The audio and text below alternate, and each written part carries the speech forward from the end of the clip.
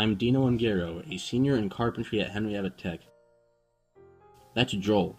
He is using a sawzall, which is a multi-purpose saw that is not meant for clean cuts. It is just meant for demolition and stuff like this.